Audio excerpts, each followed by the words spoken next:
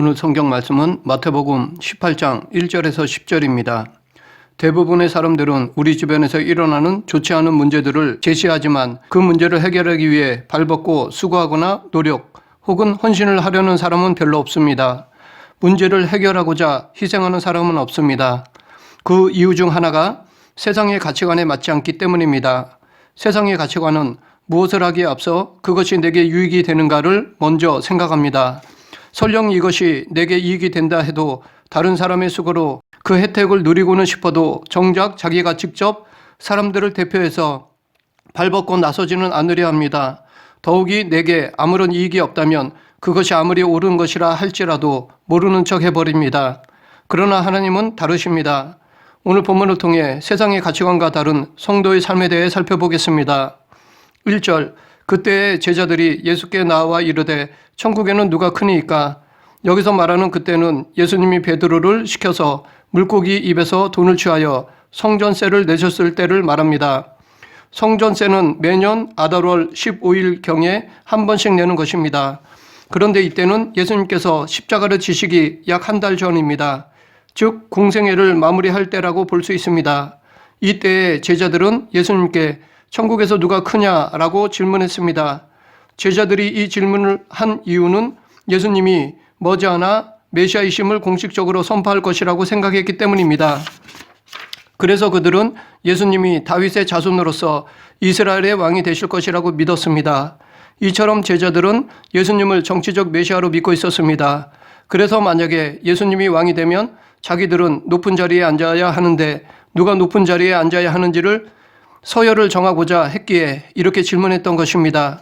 정작 예수님은 자신의 공생애를 마치려 하는 중요한 클라이막스를 준비하고 계시는 반면에 제자들 간에는 보이지 않는 자리에 대한 신경전이 벌어지고 있었습니다.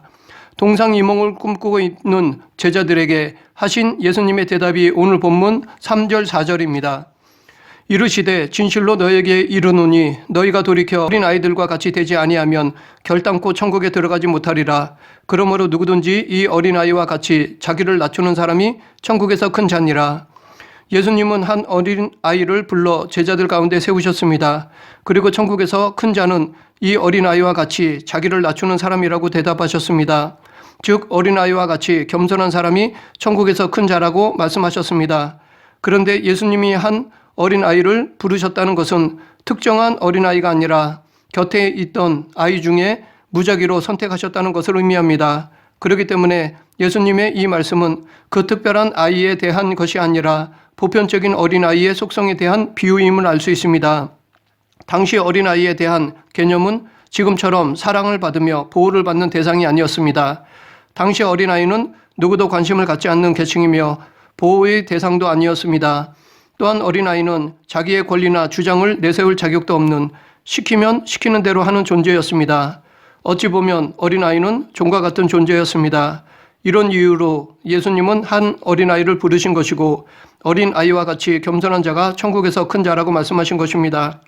어린아이같이 자기를 낮추는 자를 다른 말로 하면 예수님이 산상수훈에서 말씀하신 심령이 가난한 자라고 할 수 있습니다. 자기 자신을 의지하는 것이 아니라 전적 타자이신 하나님을 의지하는 자를 의미합니다. 산상수훈에서 예수님은 심령이 가난한 자는 복이 있나니 천국이 저희 것이며 라고 말씀하셨는데 이것은 오늘 본문과 연결지어 보면 이렇게 심령이 가난한 자가 앞으로 천국에서 큰 자가 될 수 있는 자격 조건을 가진다는 것입니다. 이 역설적인 말씀은 세상의 평가 기준과는 정반대입니다. 세상은 많이 가진 자가 인기 있는 자, 힘 있는 자가 큰 자라고 말합니다.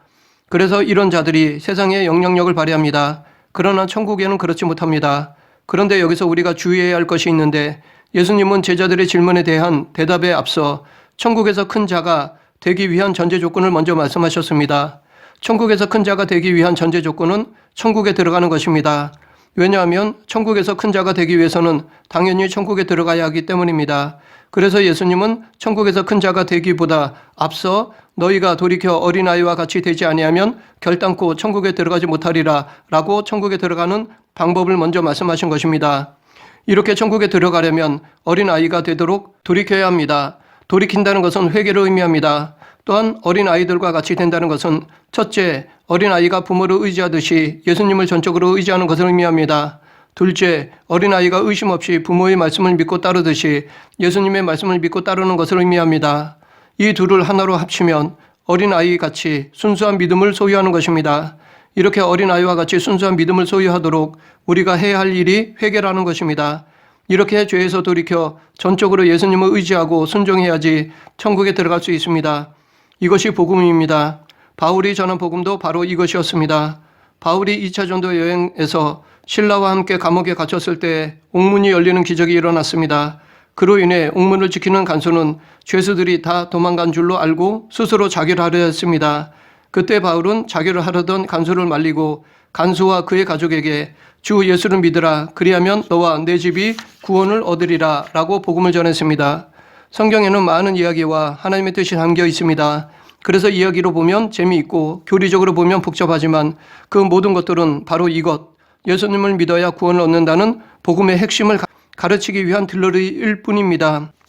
모든 이야기와 교리는 하나님이 세상을 이처럼 사랑하사 독생자를 주셨으니 이는 그를 믿는 자마다 멸망하지 않고 영생을 얻게 하려 하심이라 라는 말씀을 하기 위한 배경일 뿐입니다. 그렇기 때문에 우리도 어린아이와 같이 이 복음을 믿고 확신하고 순종하며 더 나아가 전해야 할 것입니다. 이 세상에는 믿음이 약한 자를 넘어지게 하는 것들이 많이 있습니다. 어느 누구도 믿음을 실족하게 하는 것으로부터 자유로울 수 없습니다. 이것은 예수님도 마찬가지셨습니다. 예수님도 광야에서 사탄의 유혹을 받으셨습니다. 40일 금식하여 영육간에 가장 연약할 때 사탄의 공격을 받으셨습니다. 그러나 예수님은 말씀과 기도로 이 유혹을 물리치셨습니다. 지금도 사탄이 우리를 넘어뜨리고자 언제 어떤 모습으로 올지 모릅니다. 또한 지금도 분명히 우리의 가장 약한 부분을 공격할 것입니다. 그래서 예수님은 실족되지 않도록 거짓 그리스도들과 거짓 선지자들이 일어나 큰 표적과 기사를 보이어 할 수만 있으면 택하신 자들도 미혹하게 하리라. 보라, 내가 너희에게 미리 말하였노라. 그러면 사람이 너에게 말하되 보라, 그리스도가 광야에 있다 하여도 나가지 말고 보라, 골방에 있다 하여도 믿지 말라 라고 경고하셨습니다. 그러므로 우리는 실족되지 않기 위해서는 예수님처럼 말씀과 기도에 깨어 있어야 합니다. 그런데 하나님은 실족시키는 자를 허용하시되 마냥 보고만 계시지는 않습니다. 우리는 그것을 7절을 통해 알 수 있습니다. 실족하게 하는 일들이 있음으로 말미암아 세상에 화가 있도다. 실족하게 하는 일이 없을 수는 없으나 실족하게 하는 그 사람에게는 화가 있도다. 믿음을 실족하게 하는 자에게는 화가 있습니다. 하나님은 이런 자들을 반드시 심판하십니다. 실족해 하는 자들을 심판하시는 이유를 우리는 5절에서 유추해 볼 수 있습니다. 또 누구든지 내 이름으로 이런 어린 아이 하나를 영접하면 곧 나를 영접함이니, 여기서 예수님은 어린 아이와 자신을 동일시하고 있습니다. 즉 예수님은 세상적으로 관심받지 못한 소외되고 미천한 자들을 자기 자신처럼 여겨 주십니다. 그래서 예수님은 당신의 이름으로 연약한 한 사람을 사랑하는 것을 자기를 사랑하는 것으로 인정해 주십니다. 이것에 대해서 양과 염소의 비유에서도 말씀하셨습니다. 거기서도 너희가 내 형제 중에 지극히 작은 자 하나에게 한 것이 곧 내게 한 것이요 이 지극히 작은 자 하나에게 하지 아니한 것이 곧 내게 하지 아니한 것이니라 라고 말씀하셨습니다. 어린아이 하나를 영접하면 나를 영접한다는 말을 역으로 보면 연약한 자를 실족하게 하는 것이 곧 당신을 대적하는 것으로 받아주신다는 것으로 볼 수 있습니다. 그렇기 때문에 믿음을 실족하게 하는 자는 예수님께서 대적자로 여겨 그를 심판하십니다. 그러므로 우리는 작은 일, 사소한 일로도 얼마든지 예수님을 기쁘게 할 수 있습니다. 우리 주위에 있는 하찮은 사람을 예수님의 이름으로 사랑하는 것도 당신을 사랑하는 것으로 인정해 주십니다. 그렇기 때문에 우리는 큰 것만을 이루려 생각하지 말고 내 주위에 있는 별 볼 일 없는 자에 대한 작은 사랑일지라도 예수님의 이름으로 할 수 있는 저와 여러분이 되었으면 합니다. 예수님은 세상의 가치관으로 사람들을 평가하지 않습니다. 세상은 많은 것에 관심을 갖고 큰 것을 추구합니다. 반면에 적은 것에 만족하지 못하고 기뻐하지 않습니다. 그래서 다수를 위해서 소수를 희생시킵니다. 큰 것을 위해서 작은 것을 희생시킵니다. 높은 자를 위해 낮은 자를 희생시킵니다. 그렇게 희생시켜도 양심의 가책을 느끼지 않습니다. 오히려 그것을 정당하게 여깁니다. 그러나 믿음의 차원에서는 다릅니다. 예수님은 한 영혼도 실족되지 않기를 바라십니다. 그래서 예수님은 6절에서 누구든지 나를 믿는 이 작은 자 중 하나를 실족하게 하면 차라리 연재 맷돌이 그 목에 달려서 깊은 바다에 빠뜨려지는 것이 나으니라 라고 말씀하셨습니다. 연자 맷돌은 나귀로 끌어야 할 정도의 큰 맷돌입니다. 그렇게 큰 맷돌을 목에 걸고 바다에 빠뜨릴 정도로 실족시키는 행위는 무거운 죄입니다. 실제로 이 형벌은 당시에 행해졌던 중벌 중에 하나였습니다. 그렇기 때문에 우리는 아무리 작은 자도 실족시키지 않아야 합니다. 그러면 남을 실족시키지 않기 위해서는 어떻게 해야 할까요? 8절 9절 만일 내 손이나 내 발이 너를 범죄하게 하거든 찍어버리라.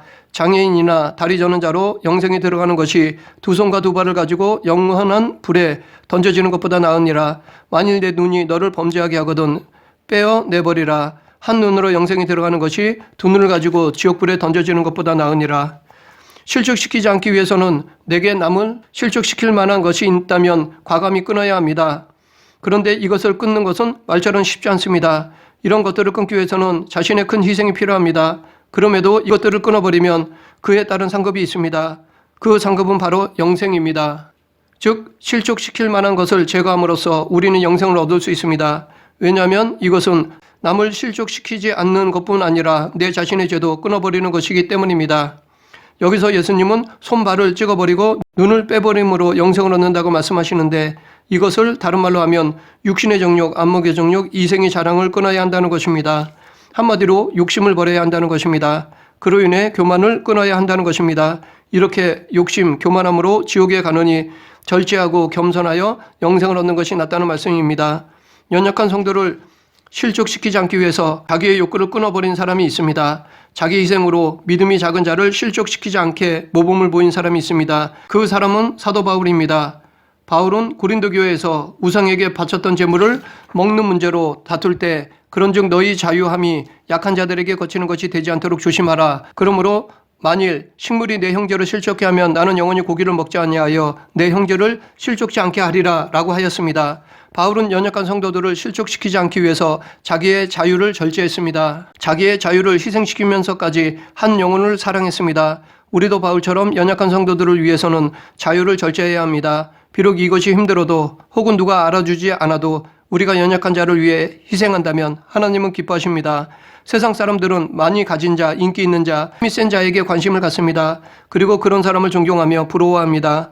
그래서 그런 사람들을 우상으로 삼고 그들을 닮아가고자 합니다. 반면에 이것이 없는 자에게는 관심이 적거나 아예 관심이 없습니다. 귀하게 여기지 않습니다. 그러나 하나님은 그렇지 않습니다. 하나님은 가진 자나 가지지 못한 자 다 사랑하십니다. 가진 것도 없고 보잘것 없고 연약한 자도 사랑하십니다. 이것을 10절을 통해 알 수 있습니다. 삼가 이 작은 자 중에 하나도 업신여기지 말라. 너희에게 말하노니 그들의 천사들이 하늘에서 하늘에 계신 내 아버지의 얼굴을 항상 배옵느니라. 이 말씀은 비록 세상에서 미약하게 보이는 존재일지라도 그가 하나님의 백성이라는 그 자체로 하나님의 관심을 받는다는 것입니다. 하나님의 백성은 세상의 조건과는 상관없이 그 자체로 절대적 가치를 지닌 존재입니다. 그래서 세상적으로 보잘것없는 자라도 하나님의 백성이라면 하나님은 그런 자에게도 당신의 천사를 보내어 지켜주십니다. 하나님은 천사를 보내어 당신의 백성을 지켜주신 사례를 보면 아람 군대가 이스라엘을 공격하려고 진을 칠 때마다 이스라엘은 미리 알고 그들의 공격을 경계하였습니다. 그러자 아람 왕은 우리 중에 내통하는 자가 있는 것이 아닌가라고 부하들을 의심했습니다. 그러나 나중에서야 알게 되었는데 하나님이 엘리사에게 미리 알려주셔서 이스라엘로 하여금 미리 경계하도록 한 것이었습니다. 그래서 아람 왕은 말과 병거와 많은 군사를 보내어 엘리사를 잡아오도록 하였습니다. 이 엘리사만 없애면 이스라엘을 침략할 수 있다고 믿었습니다. 그래서 말과 병거와 많은 군사들이 엘리사가 있는 성읍을 에워쌌습니다. 이것을 본 엘리사의 사환은 두려워했습니다. 그러자 엘리사는 사환이 영의 눈이 떠지도록 기도하여 사환은 영적인 눈으로 하나님이 보내신 불말과 불병거가 산에 가득한 것을 보았습니다. 이처럼 하나님은 당신의 백성 한 사람도 아끼시기 때문에 그를 위해 많은 천군 천사를 동원해 주십니다. 이것은 지금도 마찬가지입니다. 말씀을 정리하겠습니다. 세상에는 없는 자, 약한 자들은 사회에서 소외받고 희생을 당하며 삽니다. 반면에 있는 자들은 다양한 편법으로 오히려 혜택을 누리며 삽니다. 그로 인해 없는 자는 더더욱 마음의 상처가 깊어집니다. 그런데 대부분의 사람들은 있는 자의 불법적인 행위가 나쁘다고 말은 하지만 할 수만 있다면 자기도 그렇게 살려고 합니다. 이것은 믿는 성도들도 크게 다르지 않을 것입니다. 그러나 우리는 이런 가치관을 버려야 합니다. 우리는 이익에 상관없이 이웃을 사랑해야 합니다. 어렵고 힘든 소외된 자들에게 예수님의 사랑을 나누어야 합니다. 특히 믿음에 연약한 자들이 실족하지 않도록 우리는 어린 아이와 같이 자신을 낮추고 섬겨야 할 것입니다. 이렇게 할 때 하나님은 기뻐하십니다. 그리고 이렇게 어린아이와 같이 순수한 믿음을 소유해야지만이 천국에 들어갈 수 있습니다. 우리 모두 순수한 믿음과 겸손으로 소외되고 약한 자들을 섬김으로 하나님께서 예비해 두신 영생을 누리는 저와 여러분 되길 간절히 축원합니다. 기도하겠습니다. 한 영혼도 사랑하시고 아끼시는 하나님 아버지, 저희들 세상적인 가치관으로 살지 않게 하시고 하나님의 말씀의 창으로 세상을 바라보게 하여 주시옵소서. 작은 자, 어린 아이와 같은 자 한 명도 사랑하는 성도가 되게 하여 주시옵소서. 예수님 이름으로 기도드립니다. 아멘.